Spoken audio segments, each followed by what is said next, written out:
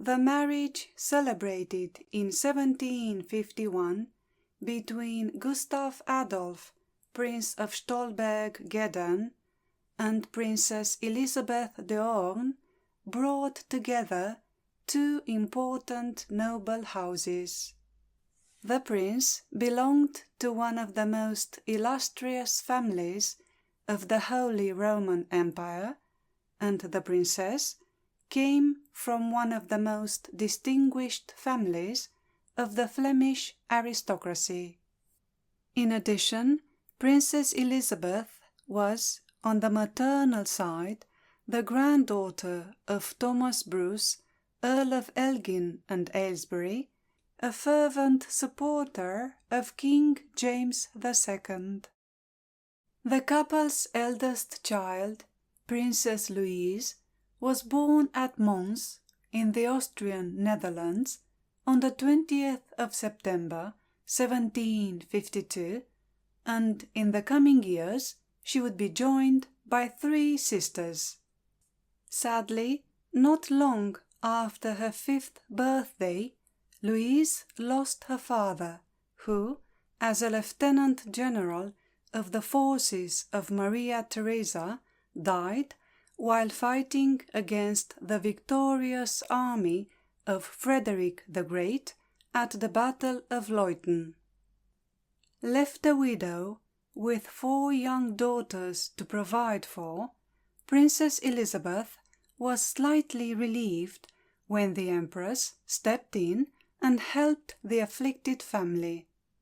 The mother was granted a pension, and the daughters received the imperial protection.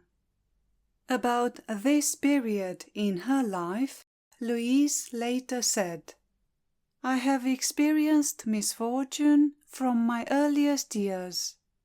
My mother, who wanted a son, received me ill and treated me with intense harshness all my youth up, placing me in a nunnery where I learnt nothing, in order to save herself expense and have more money for her own amusements. For my mother has never thought of anything else than to play, to enjoy life, and to wear pretty dresses. She wedded me so as to get rid of me to the most odious man that ever existed."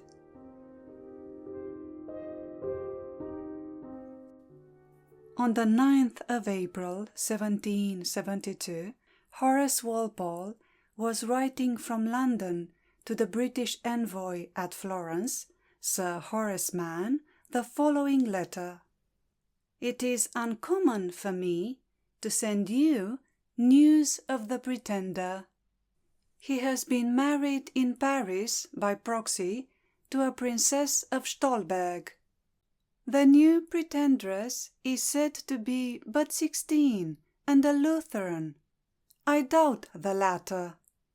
If the former is true, I suppose they mean to carry on the breed in the way it began, by a spurious child. A Fitz Pretender is an excellent continuation of the patriarchal line. This event seems to explain the Pretender's disappearance last autumn, and though they sent him back from Paris, they may not dislike the propagation of thorns in our side." The content of the letter was in the main accurate, but it only revealed the details that leaked through to England, because this affair was carried out in secret. Charles Edward Stuart, known as the Young Pretender, or more commonly as Bonnie Prince Charlie, was the hero of the Jacobite rebellion of 1745, when, as Chateaubriand put it, he landed in Scotland. He used a scrap of taffeta brought from France as his flag. He gathered thousands of Highlanders under this flag, took Edinburgh, defeated a few thousand Englishmen at Prestonpans, and advanced to within 14 leagues of London. If he had resolved to march there, it is impossible to say what would have happened. As the attempt to regain the British throne for the exiled House of Stuart failed, Charles drifted from place to place for many years and abandoned himself to drink. But what he never abandoned was the hope of recovering the lost crown of his ancestors. One day the Minister for Foreign Affairs of Louis XV, the Duc de Guyon, conceived the idea of opposing the Pretender against England. As the prince of an old dynasty, he could be used as a threat to the House of Hanover, but only if he had a direct heir. So, in the summer of 1771, the Duc de Guyon summoned Charles to Paris and guaranteed him a pension from France in return for his consent to marry. The Pretender, who had been waiting for French help for 26 years, rose to the bait. The person commissioned by the French government to select a wife for Charles was his cousin, the Duc de Fitzjames, son of the first Duke of Berwick, himself an illegitimate son of James II by Arabella Churchill. The Duc de Fitzjames entered into negotiations with Princess Elizabeth and arranged for Louise to become the wife of Charles Edward Stuart. Maria Theresa should have been consulted, but the Princess Dowager of Stolberg preferred to keep the Empress in the dark for fear that she might not approve of the marriage. Indeed, the Empress was keen not to alienate England, so when she learned about this union, she expressed her displeasure to the mother of the young princess and temporarily suspended her pension. Nevertheless, to Princess Elizabeth, her daughter's marriage with the Pretender to the throne of England was worth all that trouble. 19-year-old Louise met her husband for the first time on Good Friday, the 17th of April, 1772, when they married in person in the private chapel of Cardinal Marefoschi's palace in the little town of Macerata near Ancona. The bridegroom signed his name in the register as Charles III, King of Great Britain, France and Ireland. Of her marriage to Charles, Louise later said that it turned out precisely as a marriage solemnized on the Lamentation Day of Christendom might have been expected to turn out.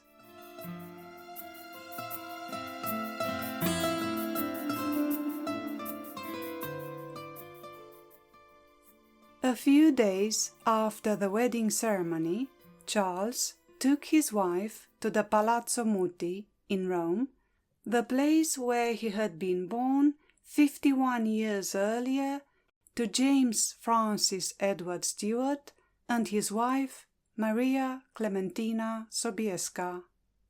There, at the palace in the Piazza dei Santi Apostoli, Louise met Henry Stuart, Cardinal Duke of York, the younger brother of Charles. The Pretender was enchanted with the wife chosen for him, while Louise, whose years spent in the convent of Saint-Vaudreux seemed now but a distant memory, embraced her married life with a devoted husband who demanded of others to treat his wife with the honours due to a queen consort. But Henry made Louise aware that her husband's pretensions were useless. Although Charles had made repeated requests to the papal court for his royal recognition, the Pope, who wanted to keep on good terms with England, found it politically impracticable to acknowledge the grandson of James II as a legitimate king of Great Britain and Ireland. And this was a source of constant irritation for Charles, who resented his undefined position in Rome. Nevertheless, Louise was happy in Rome, where she found ample opportunities to satisfy her taste for painting and sculpture, which later would develop into a real passion.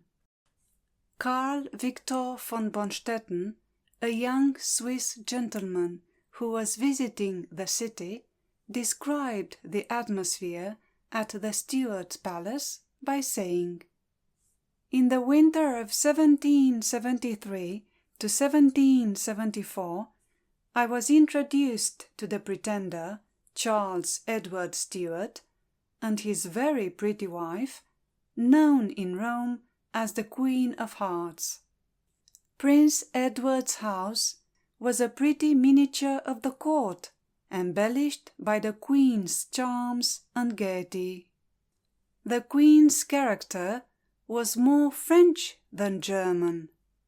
She seemed made to turn everybody's head. The pretender liked to recount his adventures, and I liked to hear them, which was a great charm for him, because I suspect that what I was hearing for the first time, the people at his court were hearing for the 100th time. I remember the impression made on me by the prince's stories.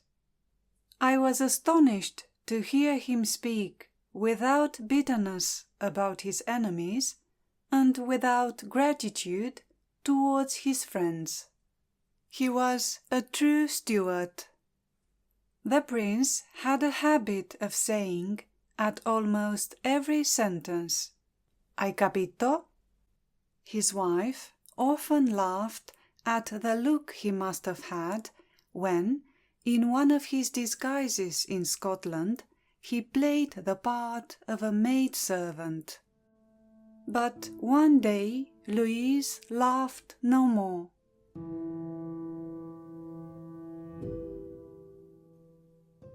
As time passed, and there was no sign of Louise becoming a mother, Charles grew disappointed and annoyed with his wife, and returned, as his brother put it, to the nasty bottle. Also, Charles had hoped that his position as a married man would induce the Pope to grant him the royal honours enjoyed by his father. But the pontiff remained unmoved. Infuriated, Charles took his wife and settled in Florence, where the exiled king and queen weren't recognized by the Grand Duke of Tuscany, Peter Leopold, a son of Maria Theresa. From then on, the couple would be known as the Count and Countess of Albany.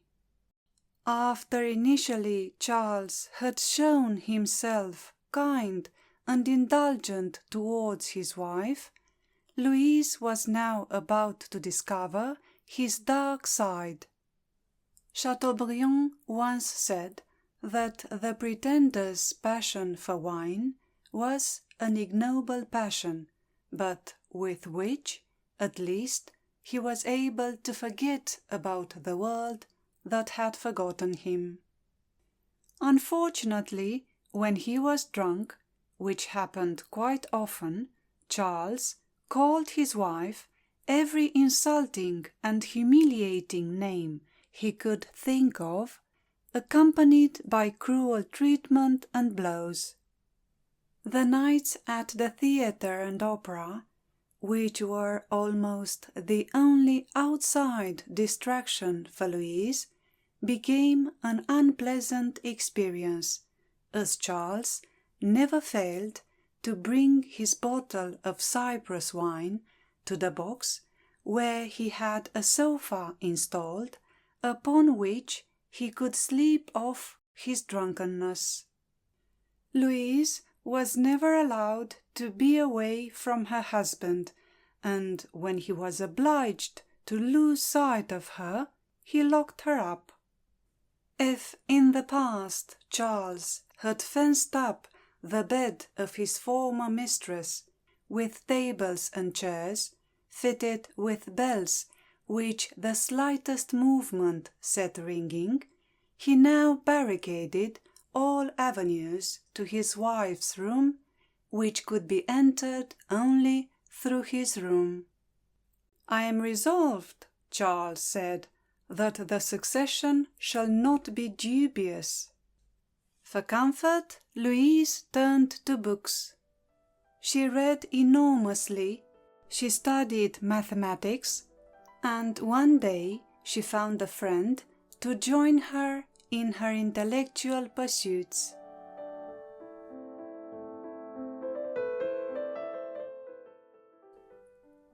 In the summer of 1776, Count Vittorio Alfieri, a man of genius from Piedmont, came to Florence in search of literary fame.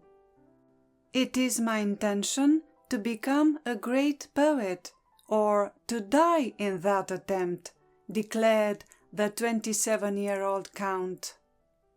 Previously, Alfieri had spent time at various courts of Europe, and in England he had an intrigue with the beautiful Lady Ligonier.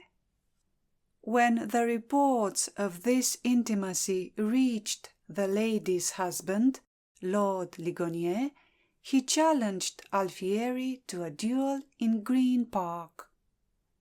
During the scandal that followed, Alfieri was ready to carry off the lady, but she confessed to another love affair with her husband's jockey. After this romantic disillusionment, Alfieri decided to look for a more ideal charmer who, as he said, would be an incentive, not a hindrance, like other women, to his poetic career.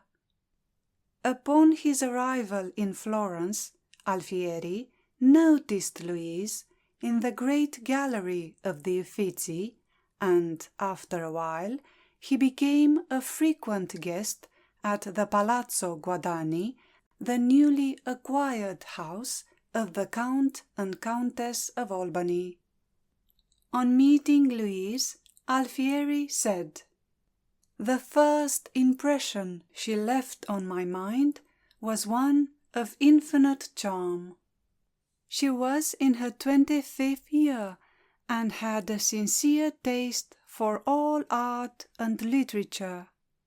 She possessed a disposition that was pure gold. Yet, despite her abundant gifts, she was rendered miserable by the most distressing troubles at home. How could I ever face such a tower of virtue?"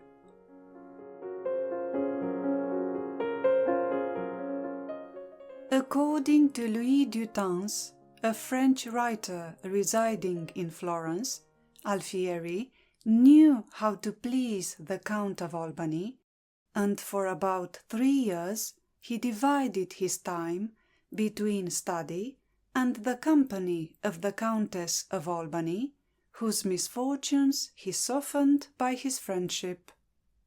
But on the 30th of November, 1780, Louise was driven to extremes by her husband's behaviour.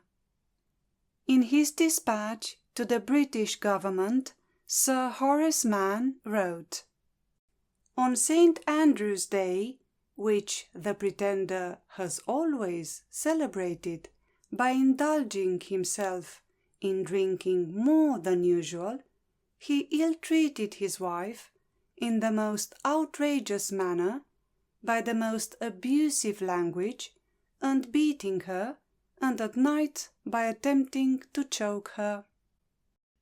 If the servants hadn't run to her screams, something terrible might have happened." That night Louise made up her mind. A few days later she invited a friend of hers, a lady, to breakfast at the house of the Count of Albany. When this lady suggested that the Countess should accompany her to see some embroidery produced by the white nuns in a nearby convent, Louise agreed. Charles, of course, went with them. Arrived at the convent, Louise and her friend ran quickly up the steps and got in first. When Charles reached the door, it was shut in his face. He pulled and pushed and knocked. After a while, the abbess came to the grate to inform him that his wife had chosen that house for her asylum under the protection of the Grand Duke. Enraged, Charles went home and wrote to the Pope and to the Grand Duke, demanding his wife back. But his pleas were ignored.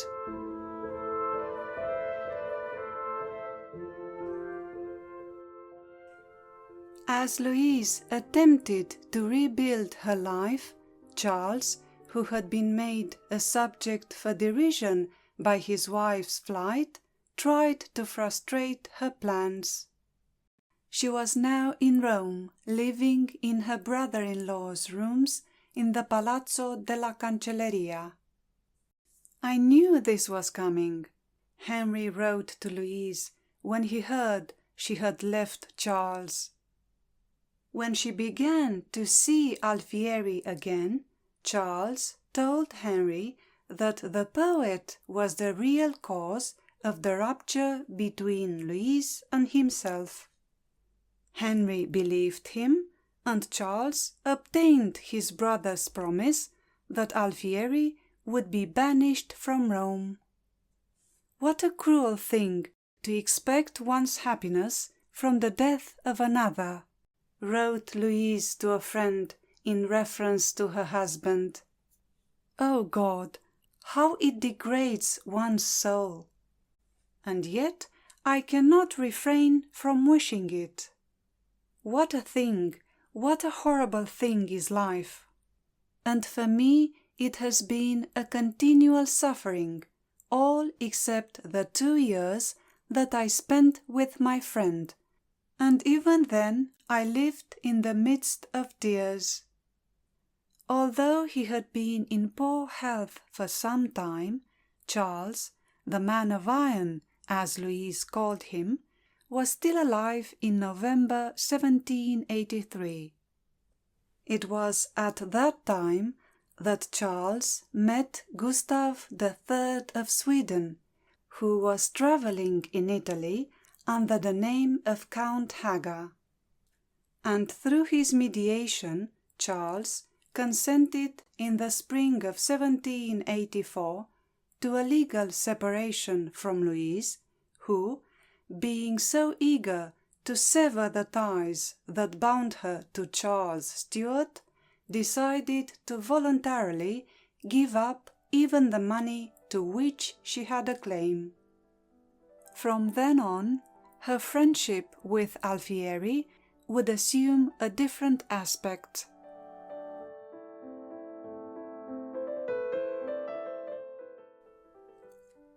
"The lady who is with me," wrote Alfieri in a letter to a friend, "is my only consolation, my support, the anchor of my life, as I hope she feels I am to her. In 2 many burdens can be borne that would be too heavy for one alone. At the beginning of February 1788, the poet and his donna amata were in Paris when Louise received the news of Charles Edward's death. She was not a little touched, wrote Alfieri in his autobiography. The Pretender had died in the arms of Charlotte Stuart, his daughter by Clementina Walkinshaw. After years of neglecting Charlotte, the Pretender, who found himself ill and alone, decided to legitimize his daughter and gave her the title of Duchess of Albany. "Nothing will be altered in our mode of life," wrote Alfieri to a friend at the time of the Pretender's death, and added, "for the present." But neither in the present nor in the future was anything altered, as Louise and Alfieri never got married. The Countess of Albany rented a house in Paris and established a salon where those who first came to offer their respects to the widow of Charles Edward would return to enjoy the cultivated conversation of a highly gifted woman. Louise spoke English, French, Italian, and German, and was well read in these 4 languages. Here, in the evenings of 1789, might be seen Necker, Malesherbes, Madame de Staël, La Harpe, Beaumarchais, and the Austrian ambassador, Comte d'Argenteau, a cousin of the Countess of Albany.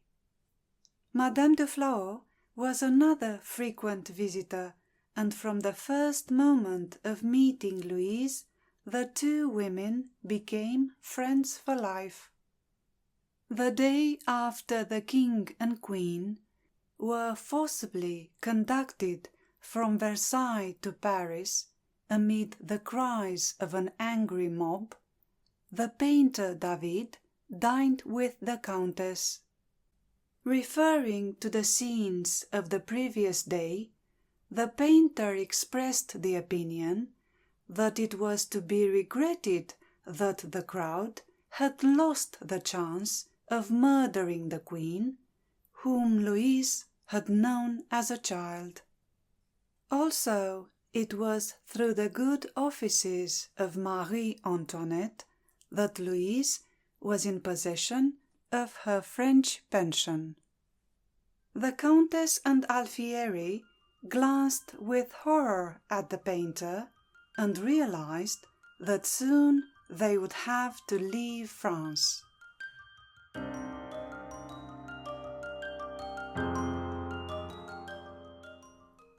"I leave you to judge the state of things," wrote Horace Walpole in a letter to a friend in May 1791, "when I tell you that the Countess of Albany is not only in England, in London, but at this very moment in the Palace of St. James, not restored by as rapid a revolution as the French, but by that topsy-turvyhood that characterizes the present age. Within these last 2 months, the Pope has been burned in effigy in Paris, Madame du Barry, mistress of Louis XV, has dined with the Lord Mayor of London, and now the Pretender's widow has been presented to the Queen of Great Britain. The Dowager was announced as Princess of Stolberg. She was well dressed and not at all embarrassed. The King talked to her a good deal, and the Queen watched her all the time with great attention. For my part, I see nothing royal about her. She has fine eyes and good teeth, but I don't think she can ever have been better looking than she is now.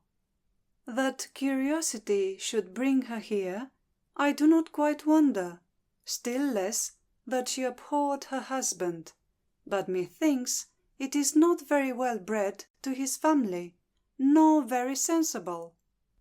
By the way, I hear there is a medal struck at Rome of her brother-in-law as Henry IX. After 3 months in London, Louise and Alfieri contemplated a visit to Scotland, but the rainy weather proved to be an obstacle. In August, at Dover, on their way back to the continent, Alfieri bumped into his old flame, Penelope, the divorced wife of Lord Ligonier, who, shortly after, wrote to him, saying, "During the last 2 years I have often been pleased to hear you spoken of, both in Paris and London, where your writings are admired and appreciated. It is said you are attached to the princess with whom you travel, and judging from her agreeable and intelligent face, she seems well fitted to satisfy a heart so sensitive and fastidious as your own. They say, too, that she is afraid of you, and there I clearly recognize your power, for without desiring it, or even perhaps without perceiving it, you inspire this feeling in all who love you."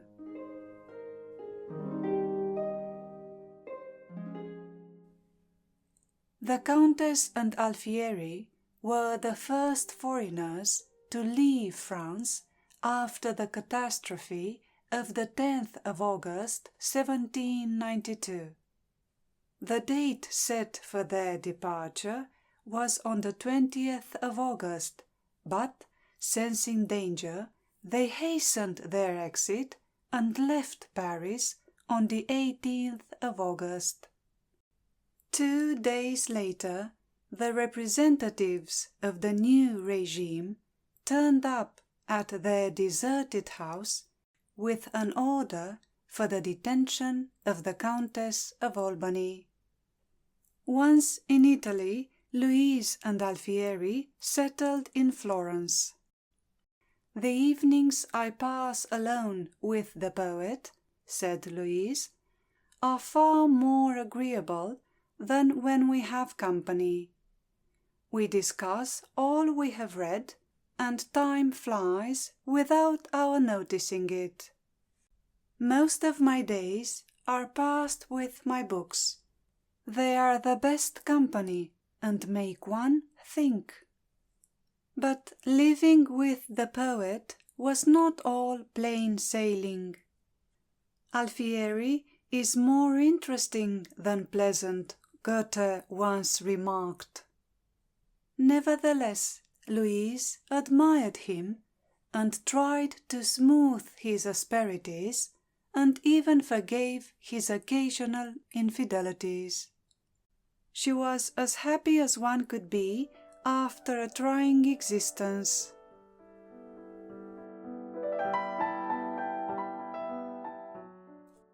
Alfieri died on the 8th of October 1803, aged 54, exhausted by fever and the fury of his work.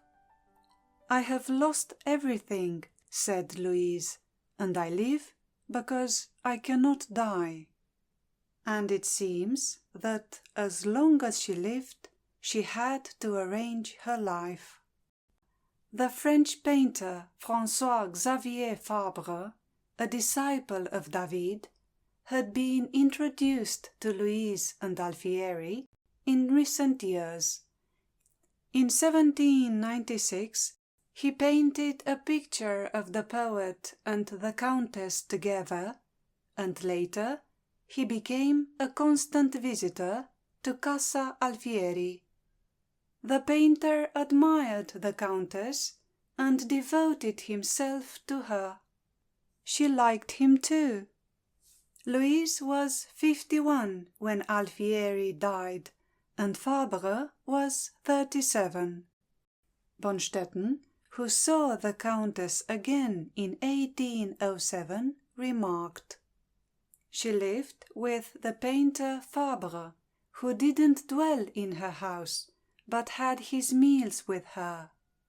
This third husband had the air of a subordinate rather than of a spouse, and rarely appeared. The word husband is used here in jest. In 1809, Louise was suddenly summoned to Paris by Napoleon, whose attention had been aroused by the salon she kept in Florence. Fabre accompanied her on this journey. On her arrival, the Countess was received by the Emperor, who said to her, "I know what influence you have on Florentine society, but I also know that you are using it in a way that runs counter to my policy. You are an obstacle to my plans for a fusion between the Tuscans and the French. That is why I have called you to Paris, where you will be able to satisfy your taste for the fine arts at your leisure." A year later, she was allowed to return to Florence, where she died in 1824. One of her favorite sayings in life had been this: "Health and matters of interest are the two foundations of happiness. They must be cared for and looked after." The Countess of Albany named Fabre the only inheritor of her possessions, and Fabre, in turn, having returned to his native town to die, left all his treasures, paintings, books, and manuscripts to the town of Montpellier in 1837. This is how the Musée Fabre was created.